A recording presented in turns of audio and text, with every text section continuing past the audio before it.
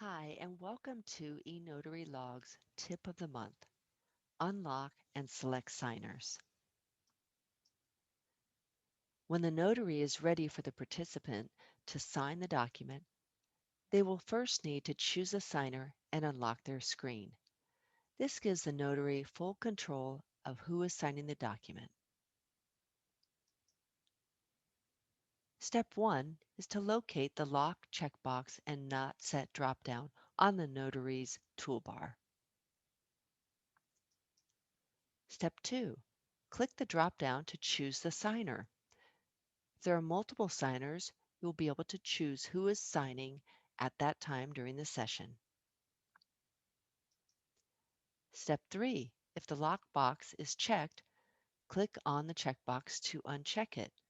This unlocks the session and allows the signer to see the document.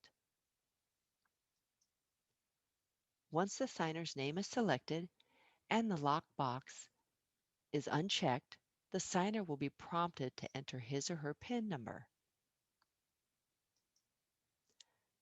Once the PIN number is entered, the signer will be able to view and sign the document.